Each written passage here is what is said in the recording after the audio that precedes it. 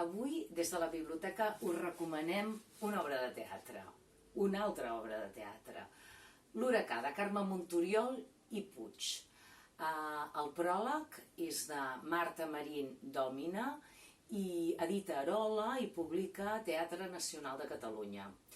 Carme Montoriol i Puig va néixer a Barcelona el 1893 i va morir el 1966. El pare de la Carme, emparentat amb Narcís Montoriol, inventor de l'ictineu i intel·lectual. Per part de mare, emparentada amb Josep Puig Pujades, escriptor i polític. Les dues germanes Montoriol, la Lina i la Carme, van estudiar música i diferents idiomes, francès, anglès, italià, alemany. També varen perfeccionar el català a la Universitat de Barcelona amb en Pompeu Fabra. Ella i la seva germana varen fer concerts de piano al Palau de la Música Catalana, a la Sala Granados de Barcelona i a Figueres. Tot i que sabeu que la Carme no va néixer a Figueres, va néixer a Barcelona, sempre va estar vinculada amb Figueres, amb la nostra ciutat. De petita ja escrivia obres de teatre.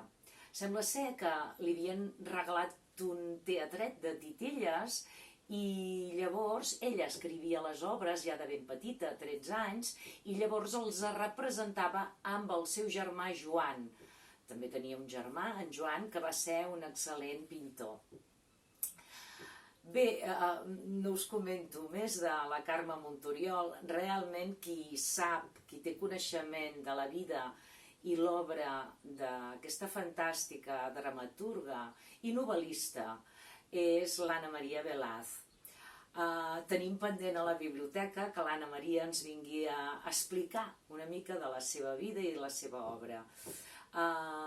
D'aquesta escriptora poc coneguda i coetània també de la Carme Karr i de la Dolors Monserdà. Totes elles vinculades i formaven part del Liceu Club. Bé, parlem una mica de l'Huracà.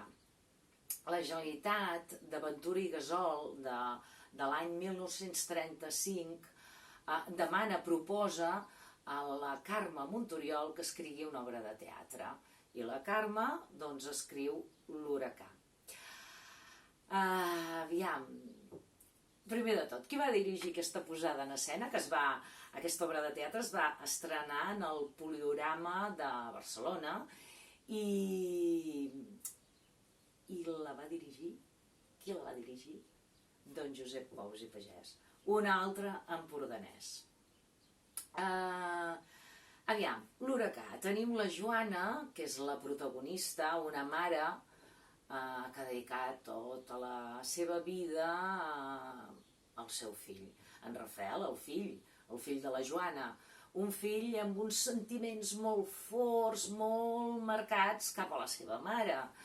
La Laura és la nora de la Joana i espera un fill del seu home. El seu home, doncs, és en Rafael, el fill de la Joana. Aviam, aquí hi ha un joc de sentiments que acaben amb un trist desenllaç. Un fill que no entén el que li passa, un nen mimat, i no sé, imagineu l'any 1935, pobra Carme Montoriol, censurada al màxim, una dona que plantegi un tema com aquest. Un fill que estima la mare més del que seria normal.